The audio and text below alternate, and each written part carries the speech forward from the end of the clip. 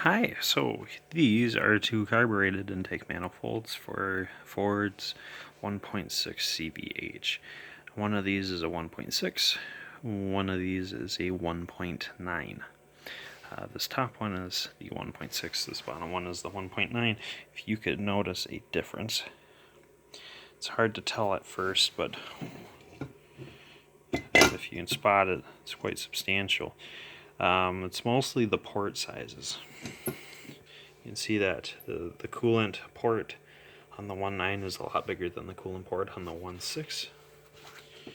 Also, the intake ports are a lot bigger on the, or I shouldn't say a lot bigger, but noticeably bigger on the 1.9 than the 1.6. You can see that these are on the 1.6 about an inch tall, and at the bottom they're kind of squared off. On the 1.9 they're about an inch and an eighth tall, and they're completely oval, elliptical, whatever you'd like to call it. They're a lot better flow, and the insides of them, the entire port, or the entire bore, whatever you want to call them, is noticeably bigger too. You can see that this down here, it doesn't ramp up as high as it does on the 1.6. So this should have much better flow. So we'll set these two on the ground because you can see that difference in overall port size pretty good when you take the two off and compare them. So all the bores are in the same locations, and like I said, these two are totally interchangeable. But the big difference is the diameter of these. They're in the same location. You can see this one's kind of narrow, this one's pretty thick and chunky, and I think that's where that must be where the wider inner diameter bore comes from, and it's like that on all four ports. 1, 2, 3, 4. 1, 2, 3, 4. Otherwise, again, they're just completely interchangeable. They do have a different part number. This one being for 1.9, it says E5 for 85. This one says E2 for 82. I'm not sure what the E1 looks like, because this is E2 manifold, put it on a E1 head, so maybe the early 1.6 manifolds were different.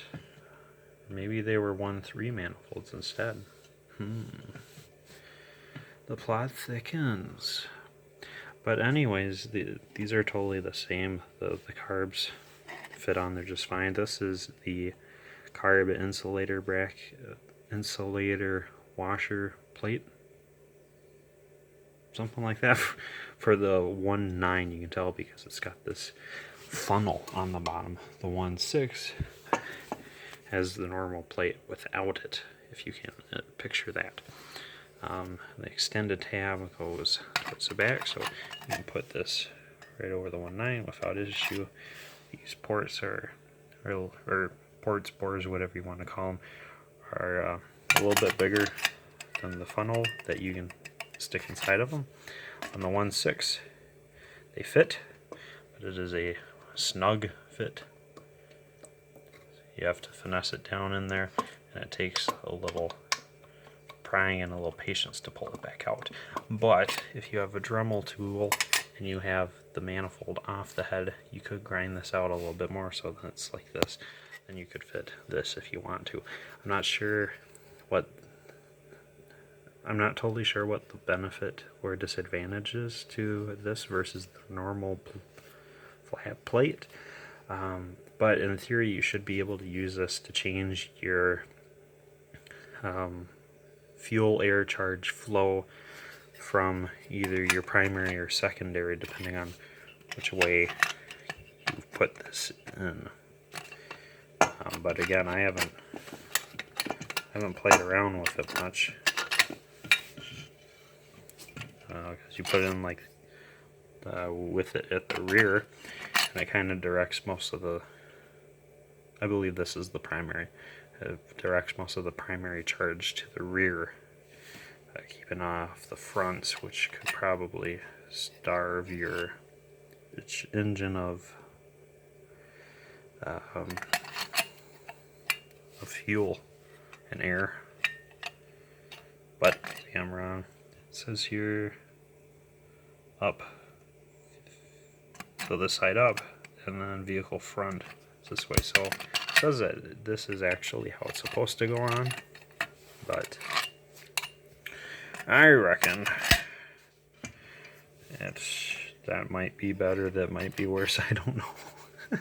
It's hard to decide, because you put it in there like that, and then it directs the primary away completely from the middle two cylinders, and then it dumps everything coming out of the secondary is aimed directly at these two center cylinders.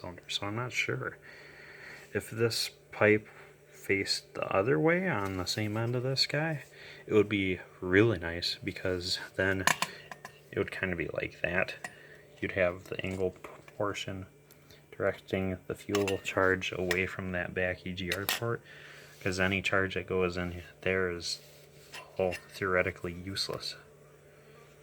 But the closer you can get it to the center area, the better it will go into the 4 cylinders. But enough on that. I'll set that to the side. All the mounting hardware is the same. Like I said, these share the same exact bolt pattern when you're trying to hang them, but these don't interchange with the CFI intake manifold or CFI head. They don't interchange with, they might interchange with the turbo head or manifold. They might interchange with the EFI high output, and they might interchange with the normal EFI.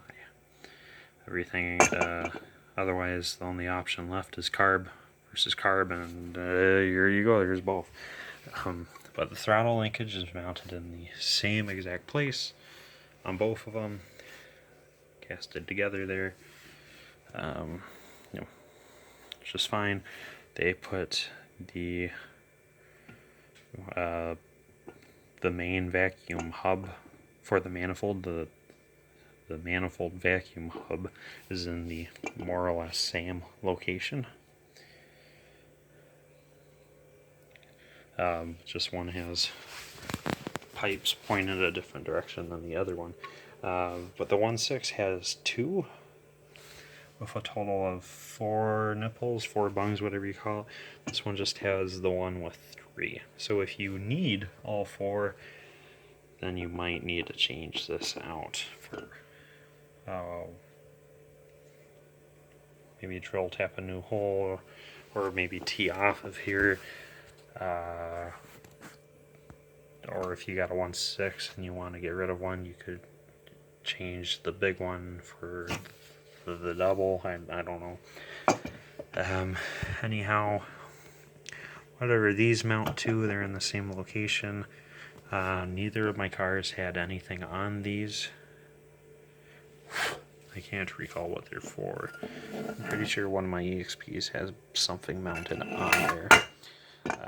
The EGR port is in the relatively same spot, but it is a different bolt hub pattern. Luckily, I'm not using EGR, because all it does is fail and then push air into my exhaust and push exhaust into my intake. So between the two, I get horrendous backfires when it fails, so not interested in. The 1.6 has this massive EGR port, air distributor port, something like that. That goes onto the big EGR bung, or I'm sorry, I say bung, I mean pipe fitting, on the 1.6 cast manifold and the 1.6 headers. The coolant outlet is different on the 1.9. On here they put out the back. On the 1.6 they put it out the bottom. and they still have the same number of vacuum hubs there. I believe all these are heat sensitive, so when the heat changes, valves will close inside each of these to redistribute the air, but I might be wrong. I haven't been able to get any of these off, let alone apart, to look into that, but that's something I'm curious about, because the non-AC cars don't have hardly any hoses plugged into these. The cars with AC, like my blue 82 EXP, it used up every single one of these. But when you're changing these out, remembering the coolant line is key. You do need to have something hooked up to that, or block off the coolant passage in your head. Otherwise, these will just be flinging coolant all over your engine bay. Also, you'll want to drain your coolant a little bit, because remember, at the beginning of the video, these both have coolant ports, so they actually store coolant inside of them to help keep the air fuel charge warm. So these two passages fill with coolant. So if you don't drain your coolant a little bit and you try pulling these off, you'll spill a lot of coolant on the backside of your engine. With this one, it almost holds a quart. That one, it holds maybe like a third of a quart, but that's still a fair amount of coolant if you have a nice pretty engine, or pretty engine bay. In theory, you could port these out, make them square for better performance. You can see this one's got a ways to go, because they both use the same intake gasket. But I don't know if that would benefit you or not. Maybe something to do would be cap these off and see what difference it does or doesn't make. It might actually improve cold starting, and it might improve warm running. As you start, this won't be filled with cold antifreeze, and as you go down the road, it won't be filled with hot coolant. So that might be a win-win. But again, that's only theoretical.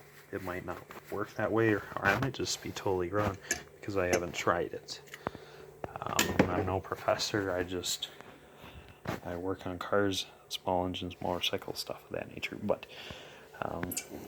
yeah, my goal is this is off my blue 82, like I said, and I had ported a 1.6 head, a little bit bigger than these ports. I ported it to the size of the intake gasket, which is what this black ring is, more or less. So I ported it to that size.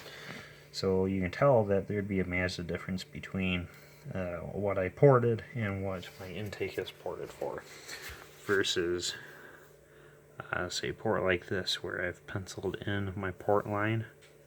There we go, like that. So I'm not at as much of a loss, and I have a lot better flow.